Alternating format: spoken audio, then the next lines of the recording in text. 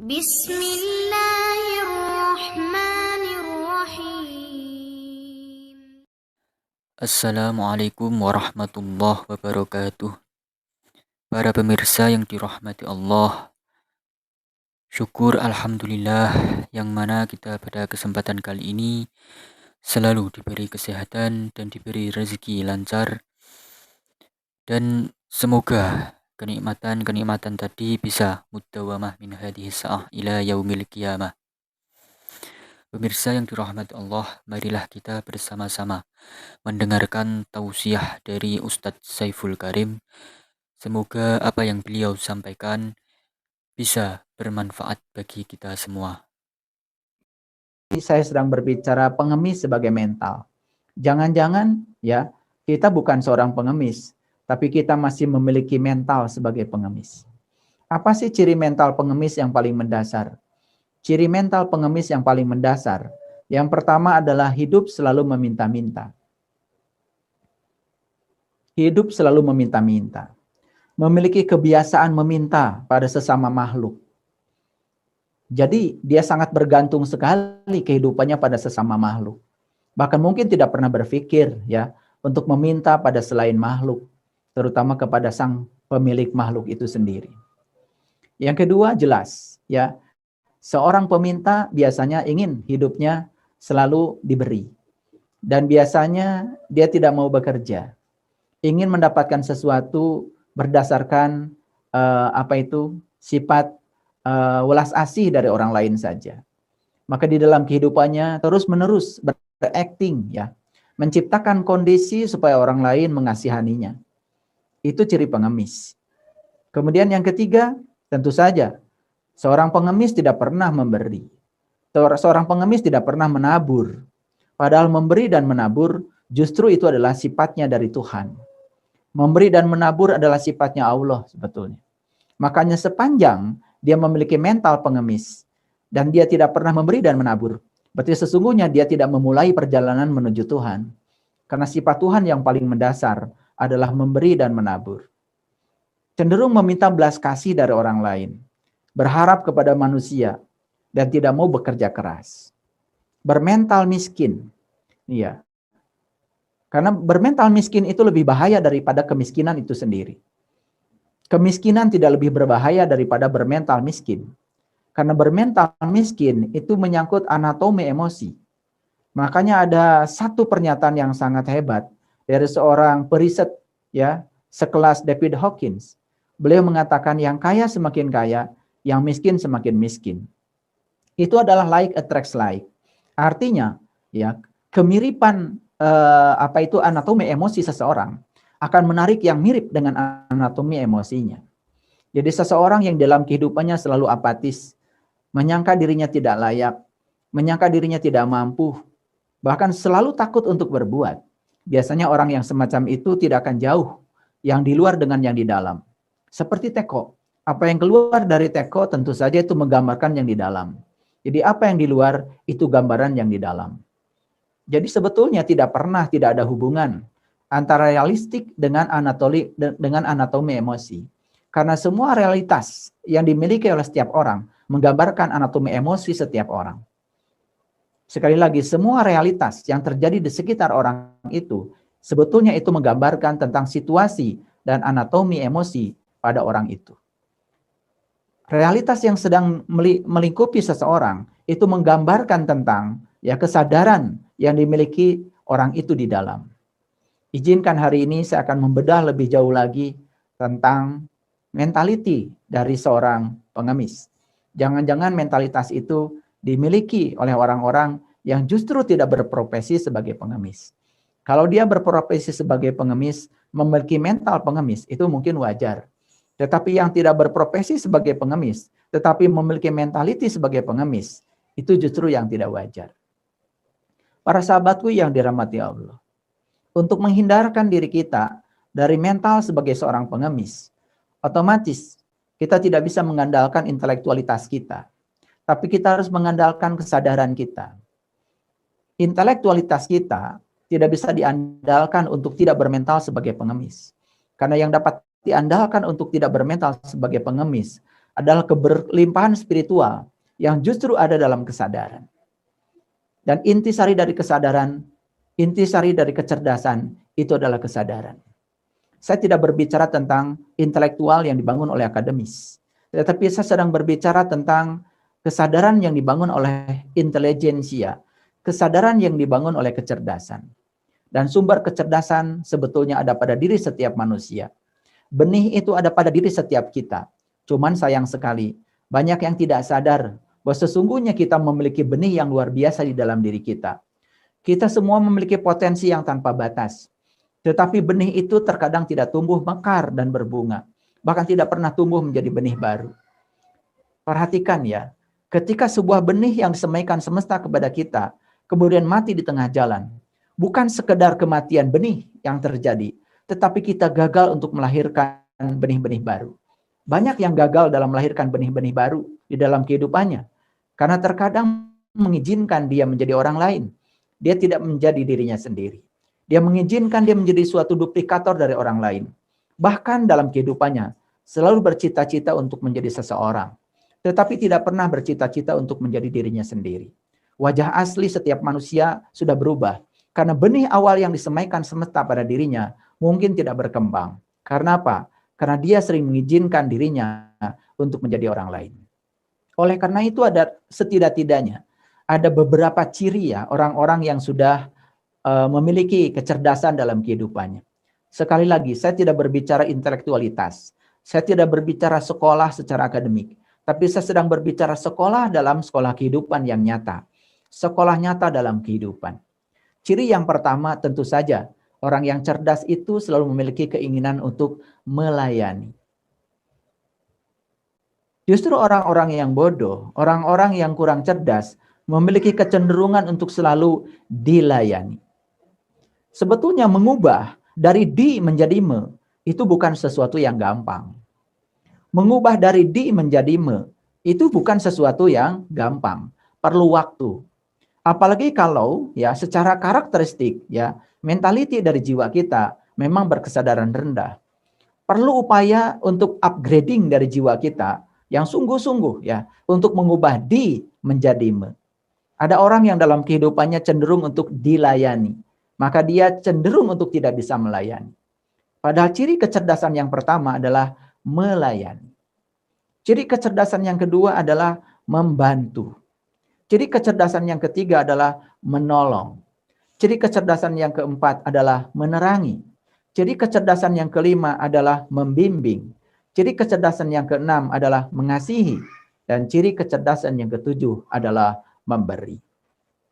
Untuk mengubah di menjadi me, dilayani menjadi melayani, dibantu menjadi membantu, ditolong menjadi menolong, diterangi menjadi menerangi, dibimbing menjadi membimbing, dikasihi menjadi mengasihi, diberi menjadi memberi, dari pasif menjadi aktif, memang tidak bisa dilakukan semudah membalikkan telapak tangan. Perlu perjuangan yang sungguh-sungguh.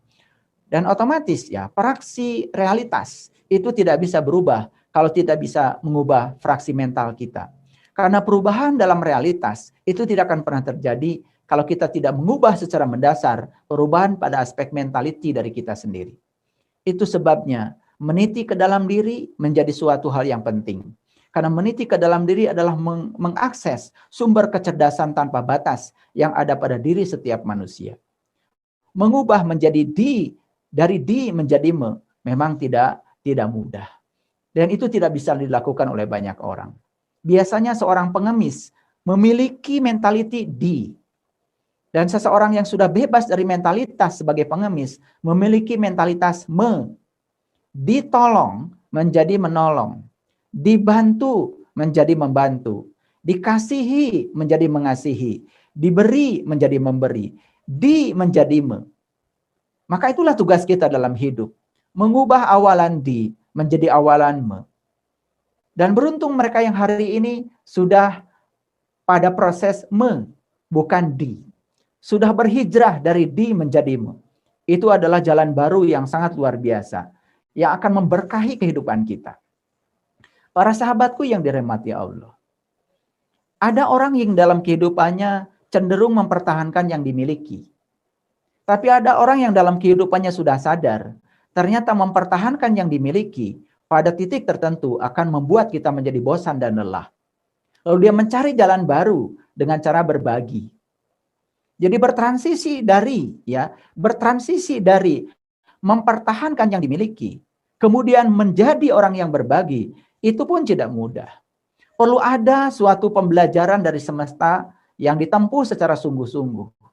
Bagi orang yang tidak memiliki cinta kasih di dalam dirinya, tentu saja untuk berbagi itu sesuatu yang sulit. Tetapi bagi orang yang sudah memiliki kesadaran dalam dirinya, memiliki sifat Tuhan dalam dirinya, karena sifat dari Tuhan yang paling dasar di dalam diri setiap manusia sesungguhnya adalah memberi dan menabur. Orang yang selalu mempertahankan di dalam kehidupannya untuk selalu mempertahankan yang dia miliki, biasanya sulit sekali untuk berbagi. Dan orang yang selalu mempertahankan yang dia miliki cenderung pada penguatan diri. Sedangkan berbagi itu adalah melepaskan penguatan diri. Untuk bisa bertransisi dari mempertahankan yang kita miliki untuk berbagi, memang perlu kerja keras yang luar biasa. Bagi mereka yang sudah merasakan betapa nikmatnya berbagi, itu bisa kecanduan berbagi. Bagi mereka yang sudah merasakan betapa bahagianya melihat orang lain bahagia, itu bisa kecanduan merasakan kebahagiaan itu. Tapi bagi mereka yang belum pernah mencoba untuk berbagi, karena terus berorientasi mempertahankan yang dimiliki, biasanya sulit sekali untuk menjadi orang yang dermawan. Itu adalah mempertahankan yang kita miliki, itu mentaliti dari seorang pengemis. Kemudian bertransisi untuk menjadi orang yang berbagi dan merasakan keberkahan semesta dalam berbagi. Dan ternyata dalam berbagi kita menemukan kebahagiaan. Karena kebahagiaan tidak pernah terjadi dalam proses penguatan diri. Kebahagiaan hanya terjadi pada proses pelepasan diri. Ini adalah latihan yang luar biasa. Makanya hidup sesungguhnya adalah latihan untuk menerima yang tidak kita ingin dan latihan melepas yang kita ingin. Itu hidup yang sesungguhnya. Sekali lagi, hidup adalah latihan untuk bisa menerima yang tidak kita ingin dan belajar melepas yang kita ingin. Itu esensi dari kehidupan. Ketika kita menjalani kehidupan semacam itu, yang terjadi apa? Proses evolusi jiwa akan terus berjalan sehingga kita akan mencapai kesempurnaan. Itu yang disebut dengan moksa. Dan pada akhirnya kesempurnaan hanya akan bisa terjadi kalau kita memasuki yang disebut dengan pelepasan. Ada orang yang di dalam kehidupannya terus memaksakan cinta. Itu adalah pengemis. Ada orang yang dalam kehidupannya sudah bisa melampaui itu. Lalu yang dia lakukan adalah mengungkapkan cinta. Itulah melampaui seorang pengemis. Itulah seorang dermawan. Para sahabat, mohon maaf. Karakter dasar seseorang yang ingin diberi, sekalipun suatu saat dia memberi, dia sebetulnya hanya berpura-pura saja memberi. Karakter dasarnya sebetulnya ingin diberi. Orang yang karakter dasarnya D, tidak mungkin tiba-tiba melakukan me. Karena D menjadi me, itu sesuatu yang berat bagi dia. Orang yang punya karakter dasar ingin diberi, biasanya dalam kehidupannya, karakter dasarnya itu, sekalipun dia mencoba untuk memberi, karakter dasar itu tetap aja kelihatan. Makanya ada orang yang berakting, berpura-pura memberi. Tetapi setelah dia memberi, kemudian di belakang, dia membicarakan yang dia beri. Bahkan dia hanya memberi sesuatu yang sesungguhnya tidak berarti. Artinya yang diberikan pada orang lain bisa jadi sesuatu yang sudah tidak berarti bagi dirinya sendiri. Padahal di dalam Al-Quran, bukanlah suatu kebaikan kalau kita memberi, bukan yang kita cintai. Bukanlah suatu kebaikan kalau kita memberi, bukan yang kita cintai.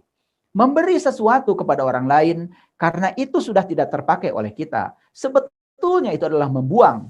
Tetapi kemudian kita mencoba membungkus kata membuang seolah-olah memberi. Karena orang yang punya karakter dasar ingin diberi tidak pernah bisa memberi. Seorang yang punya karakter dasar memaksakan cinta tidak mungkin bisa mengungkapkan cinta. Karena satu-satunya orang yang bisa mengungkapkan cinta adalah mereka yang sudah menjadi cinta itu sendiri. Satu-satunya orang yang bisa mengungkapkan cinta adalah mereka yang sudah menjadi cinta itu sendiri. Siapa orang yang sudah menjadi cinta? Mereka yang sudah bisa mengakses sumber cinta yang ada pada dirinya. Sumber cinta yang ada pada dirinya adalah diri sejatinya. Sumber cinta yang ada pada dirinya adalah ruhku yang ditiupkan ke dalam dirinya. Sumber cinta yang ada pada dirinya adalah Sang Maha Pengasih. Bagian dari dirinya yang sudah ditiupkan ke dalam dirinya. Dan itu banyak yang tidak berkembang sumber cinta itu. Kenapa? Benih itu sering mati di tengah jalan. Karena apa? Karena manusia banyak sekali ya di dalam kehidupannya melakukan tindakan-tindakan yang licik, hanya melakukan proses penguatan, tetapi kemudian dia tidak mau melakukan proses untuk melakukan pelepasan. Para sahabatku yang dirahmati Allah. Oleh karena itu manusia yang memaksakan cinta dapat dilihat. Orang yang selalu memaksakan cinta akan cenderung untuk terlibat dalam konflik. Konflik dalam rumah tangga, konflik dalam masyarakat, konflik dalam dunia pekerjaan, konflik dalam komunitas. Baik itu komunitas agama maupun komunitas spiritual. Bagi saya sama saja. Karena banyak juga komunitas-komunitas spiritual yang di dalamnya itu hanya memindahkan objek saja. Ya, dari objek agama seakan-akan menuju spiritual. Sepanjang spiritual itu spiritual logika tingkat tinggi, hanya permainan kata-kata, bukan sebagai pengalaman spiritual. Tetap saja orang itu hanya terjebak pada konsep spiritual tingkatan logika. Konsep spiritual setinggi apapun dalam bentuk kata-kata, kalau itu sebatas logika, tetap saja apa yang kita dengar itu adalah opini. Apa yang kita lihat pun hanya perspektif. Karena apa yang kita rasakan, apa yang kita nikmati, apa yang menjadi pengalaman spiritual kita, itu yang akan mengubah kita. Disinilah kita perlu seorang guru yang bisa menuntun jalan kita ke arah situ.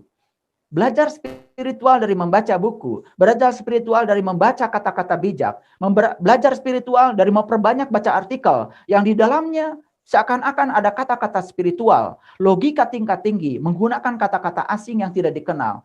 Sepanjang itu yang kita lakukan, kita hanya terjebak pada logika spiritual ya, tingkat tinggi yang kemudian itu adalah kepalsuan. Itu adalah opini. Apa yang kita dengar semuanya opini. Apa yang kita lihat itulah perspektif. Tapi apa yang kita rasakan, yang terjadi sebagai suatu pengalaman, itu yang akan mentransformasi diri kita dari ya memaksakan cinta menjadi orang yang mengungkapkan cinta. Tidak akan pernah seorang yang bermental pengemis dapat mengungkapkan cinta. Karena sesungguhnya semua yang bermental pengemis yang dilakukan hanyalah memaksakan cinta. Seorang suami memaksakan cinta kepada istrinya. Hanya ingin dicintai, hanya ingin diperhatikan. Tetapi tidak pernah berpikir bagaimana mengungkapkan cinta. Seorang istri hanya ingin dicintai, tapi tidak pernah berpikir bagaimana mengungkapkan cinta. Padahal hukum alamnya, siapa saja yang mengungkapkan cinta, pasti akan dicintai. Siapa saja yang membagikan cinta, pasti akan dicintai. Karena hadiah dari mencintai adalah dicintai. Orang yang sudah penuh dengan cinta, orang yang sudah menjadi dirinya sendiri, yang sudah bisa mengakses sumber cinta pada dirinya, bahkan tidak butuh untuk dicintai. Yang dia butuhkan setiap saat hanya mencintai. Mereka yang bermentaliti pengemis, pasti hanya ingin dicintai, pasti hanya ingin dikasihani. Sekali lagi, saya tidak berbicara pengemis sebagai profesi. Saya berbicara pengemis sebagai mental. Jangan-jangan mental itu masih kita miliki. Sepanjang mental itu masih kita miliki, kita akan sulit untuk bertransformasi menuju kepada kesadaran yang tertinggi. Kita hanya akan terjebak pada kesadaran-kesadaran yang rendah. Kita akan terjebak pada mentality sebagai reptilian. Tidak mungkin kita bisa memasuki mentality sebagai the wisdom. Kita tidak mungkin memiliki angka logaritmik yang tinggi yang bisa mencerminkan anatomi emosi kita. Kita hanya memiliki angka logaritmik yang rendah yang mencerminkan rendahnya tingkat kesadaran kita. Para sahabatku yang dirahmati oleh Allah. Oleh karena itu, mari kita berusaha ya di dalam kehidupan kita untuk mengungkapkan cinta, bukan berusaha untuk memaksakan cinta. Semua konflik yang terjadi itu karena mereka adalah pengemis. Konflik hanya terjadi antara dua pengemis. Konflik hanya terjadi antara dua orang yang di dalam kehidupannya hanya memiliki mangkuk yang kosong. Bayangkan, pengemis itu mangkuknya kosong. Dua pengemis yang mangkuknya kosong kemudian tiba-tiba ya ingin saling memberi. Kalaupun dia pun terjadi saling memberi, apa yang harus diberi? Tidak ada yang bisa diberikan karena memang mangkuknya kosong. Bagaimana kita bisa menjadi sumber cinta bagi orang lain? Bagaimana kita bisa menjadi sumber keindahan bagi orang lain? Bagaimana kita bisa menjadi sumber sukacita bagi orang lain? Bagaimana kita menjadi sumber kebahagiaan bagi orang lain? Kalau itu tidak kita miliki, kalau mangkuk di dalam diri kita kosong. Oleh karena itu, ada dua mangkuk yang diberikan semesta kepada kita. Yang pertama adalah mangkuk pikiran untuk menampung pengetahuan. Yang kedua adalah mangkuk rasa untuk menampung pengalaman rasa. Kita diutus ke semesta melampaui samudra kehidupan ini Kita harus bisa mengisi dua mangkuk itu. Yang pertama mangkuk pengetahuan harus diisi dengan pengetahuan. Yang kedua adalah mangkuk rasa harus diisi oleh pengalaman spiritual. Karena sesungguhnya ya seluruh pengalaman hidup manusia pada dasarnya adalah sekolah yang bisa mengajarkan manusia untuk meningkatkan kesadaran. Oleh karena itu, ya, banyak yang bermentaliti pengemis di dalam kehidupannya hanya terjebak oleh rutinitas. Tidak pernah berusaha untuk mencari kepuasan. Tidak pernah berusaha untuk mencari kepuasan. Para sahabatku, setiap hari kita melakukan meditasi, setiap hari kita tafakur, setiap hari kita melakukan ritual-ritual agama sesuai dengan keyakinan kita masing-masing. Pertanyaan bagi kita, apakah ritual-ritual yang kita lakukan itu membuat mangkuk kita penuh? Apakah mangkuk rasa kita penuh? Ketika ritual yang kita lakukan itu tidak pernah bisa mengisi mangkuk kita penuh, lalu kita tidak pernah memiliki ya mangkuk yang isi untuk dibagikan. Sepanjang itu pula kita akan bermental sebagai pengemis. Maka sepanjang itu pula kita hanya ingin dikasihani. Sepanjang itu pula kita hanya ingin diberi. Sepanjang itu pula kita hanya ingin diperhatikan orang lain. Tidak akan pernah bisa mengubah di menjadi me. Sepanjang itu yang kita lakukan. Oleh karena itu, marilah kita meniti ke dalam diri. Sholat itu luar biasa kalau kita tahu ilmunya. Haji itu luar biasa kalau kita tahu ilmunya. Saum itu luar biasa kalau kita tahu ilmunya. Syahadat itu luar biasa kalau kita tahu ilmunya. Zakat itu luar biasa kalau kita tahu ilmunya. Wudhu itu luar biasa kalau kita tahu ilmunya. Tetapi semua itu kalau kita lakukan hanya terjebak oleh rutinitas. Berputar-putar di kulit. Dan kita tidak masuk pada kedalaman. Sepanjang itu pula mangkuk kita hanya berisi mangkuk yang kosong. Perasaan kita saja mangkuk kita sudah penuh. Pada sesungguhnya mangkuk kita tidak ada isinya apa-apa. Ketika tidak ada isi apa-apa, apa yang bisa kita bagikan? Bagaimana kita bisa menjadi pelayan? Bagaimana kita bisa menjadi orang yang membantu? Bagaimana kita bisa menjadi orang yang menolong? Bagaimana kita bisa menjadi orang yang menerangi kalau kita kegelapan? Bagaimana kita bisa menjadi orang yang membimbing kalau kita sendiri untuk membimbing diri kita pun kita masih gagal? Bagaimana kita menjadi orang yang mengasihi kalau dalam diri kita tidak ada cinta? Bagaimana kita bisa menjadi orang yang memberi kalau tidak ada yang bisa kita berikan? Makanya ya, semua agama mengajarkan memberi, semua agama mengajarkan menabur, semua agama mengajarkan keberlimpahan dengan cara yang semacam itu. Tidak ada satu agama pun yang mengajarkan untuk mempertahankan yang dimiliki. Semua agama mengajarkan berbagi. Makanya semua agama memberikan judul besarnya adalah kasih. Semua agama memberikan judul besarnya adalah cinta kasih. Sekali lagi, cinta kasih bukanlah rasa emosi. Tapi cinta kasih adalah tindakan yang membuat orang lain menjadi bahagia. Tindakan yang membuat orang lain tercerahkan. Tindakan yang membuat orang lain merasa terbimbing. Tindakan yang membuat orang lain menjadi bahagia. Itu yang paling penting. Begitu tadi uraian dari Ustadz Saiful Karim. Semoga apa yang disampaikan tadi bisa menjadikan tambahan pengetahuan bagi kita, yang akhirnya apa yang kita lakukan utamanya dalam masalah ibadah kita menjadi sempurna. Demikian dari kami, kurang lebihnya mohon maaf. Wassalamualaikum warahmatullahi wabarakatuh.